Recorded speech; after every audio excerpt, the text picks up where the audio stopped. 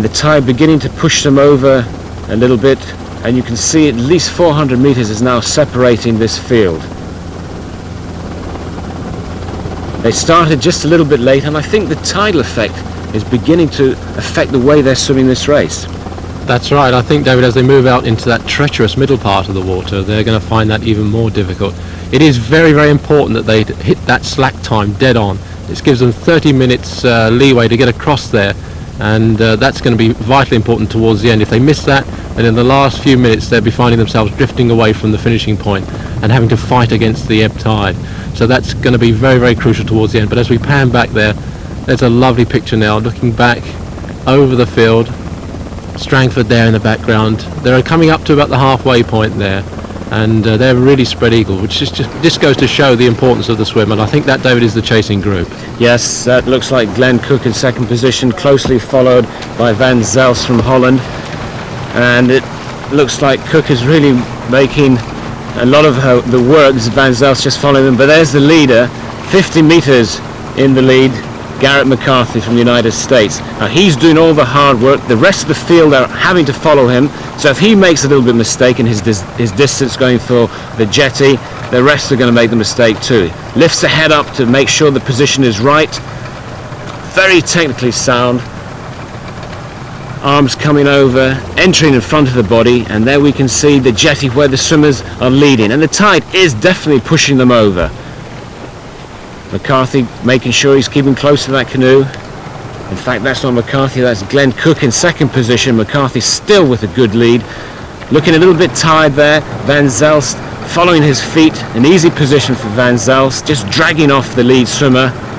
Glenn Cook throwing the arms round. He knows that he's got a tough cycle right after this swim, so conserving a little bit of energy.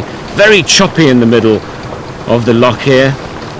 And the swimmers really having to push and contend with very bad conditions. McCarthy keeping the stroke going, and his lead, a very dominant lead over the following group. And Cook still leading that following group, but the lead is really very substantial. And we knew McCarthy was a good swimmer. He swam in the United States for the University of Southern California, and here he comes into a treacherous part of the water. The tide's still pushing him over. This is where it's going to start hurting. The jetty is coming into view. That's where he's heading for. He knows now that he's got to push it. He's got to control the race. He's got 100 meters run up that jetty when he reaches it. And he's looking very forward, no doubt, of getting out of this very cold 50-degree water. Still keeping the stroke going. A very, very good time. Running just on 10 minutes now. He's getting out of the water just over 10 minutes for that 1.1 kilometer swim. A very good time there by McCarthy. And as he comes out the water, look, he's still full of life. Off with the neoprene head gear, off with the goggles. The back strap there is suited. He's got a long strap on it to get that suit off quickly. He's still running. He must be tremendously cold, but look, he doesn't waste any time getting the suit off. Big, powerful guy though. Look at him, very strong in all departments here. They've got the kit on for the cycle race. He's not going to really change into anything else. Just put his shoes on and get on that cycle as quick as he can. No time wasted here. Straight out that neoprene suit. It's a good job. It's a nice sunny day. No doubt he'll be warming up now. The temperature's up in the high 70s. The helmet has to be worn. Has to make sure that the strap is tied on. And a very quick change over there. Well, that's amazing. I mean, he's actually jumping on the bike there, David, and putting his shoes on the move. So he's gaining seconds even as he changes, and that's very important. Just shows you how proficient they are in this changeover area. I mean, the clock is running all the time, and here we have the second group of the swimmers. Glenn Cook out of the water now.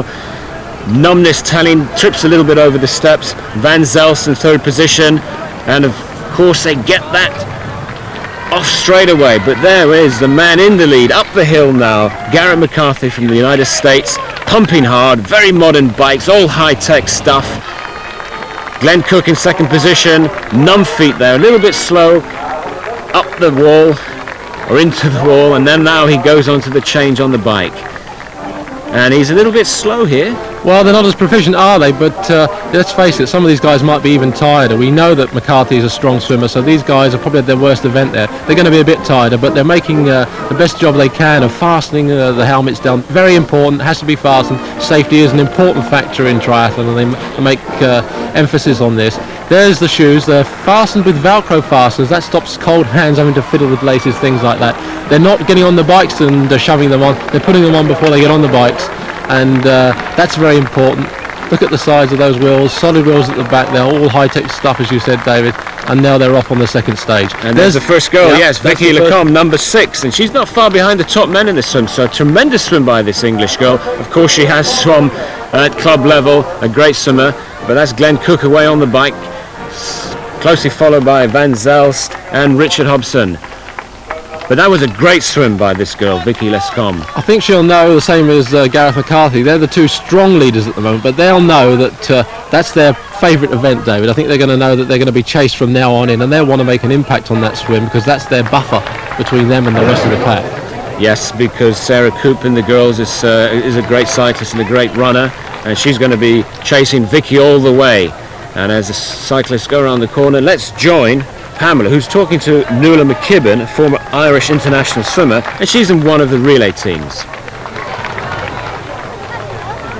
I find the current brought me down a good bit and had to fight quite hard to get back in. Cold.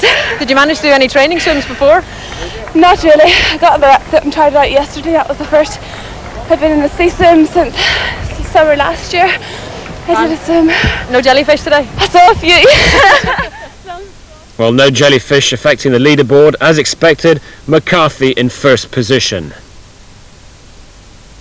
30 minutes has now elapsed and all the swimmers have to leave the water. That gentleman is going to get a tow to the shore. The rescue operation is well underway. This gentleman trying to get a tow on the canoe. He's got to get out of the water. He still wants to continue, and as he makes his way to one of the boats. They're going to have a 10-minute penalty, but of course when they reach the transition area where they have to start the cycle, it's up to them to decide whether they want to continue or not. Remember, they've been in that water for some time, but there we have the leader. Well, that's Gareth McCarthy, and I don't think he wants to take any rest now. He's out there. Look at that superb relaxed style on the first of this 8-mile laps. And the chasing group there, Hobson and Van Zelst. An important factor to mention here, as one of the referees goes past on the bike, that they're not allowed to draft in the cycling. That means that they must stay an obligatory 10 metres behind each other, or 2 bike lengths, and if they want to pass, they have to go wide, and the cyclist that they pass has to drop back. That's very important, unlike the Tour of France and places like that, where drafting is acceptable. They really do have to think when they're doing this race, and when they do want to pass, they have to commit themselves, so that means a lot of bursts of energy in and out of this race. So a good technical sport triathlon. And there's Glenn Cook, and let's hear his thoughts on the race. With the swim being a little bit shorter than the normal distance, it's going to make people closer together. The poorer swimmers aren't going to lose so much time, so it's going to bring a few more people into contention in the overall race. So that's a little unusual. So I just have to see how it goes. Swimming being a strong point for me. Expecting quite a bit of company around the, in the front few places. And back to the leader, McCarthy, and if we look closely at the lead car, the time there is actually incorrect. It should read 32 minutes. So he's lapping some 20 minutes for 8 miles. And that's some pace. So if he can keep that up, he's going to be about an hour for the bike ride. So that should keep him in the lead. And there he comes under the finish sign. He's got a sharp twist after this, up the hill, getting a good reception from this large crowd here. Beautiful day. Doesn't cycle as he goes round the bend, or stops pedaling as he goes round the bend. And there we have 2 more of the competitors coming round into the second lap. Hobson and Van Zelst there. That 10-metre gap is still staying where they're concerned. But as we come up Windmill Hill, there's Gareth really pushing hard, but keeping his rhythm going, keeping a nice, relaxed power there. He's comfortable, I think, at this stage. He's going to be quite happy with the way things are going. That's quite a hill, that, isn't it? You can see them putting a lot of effort into there. That's right. And 4th place there, I think, that's Glenn Cook. He's on his own again, so he's not being helped at all by other competitors. He's passing some of the lap markers there, but I think in his own mind he's got his own clock. He knows what he's got to do. He knows he's got to keep the rhythm going. Quite a bit to make up. This Marabini in 5th position. He's just come down from altitude training. He's only spent 24 hours down. He's from Zimbabwe, so he's probably not allowed himself enough time to recover, and of course he's had quite a long journey to get here. and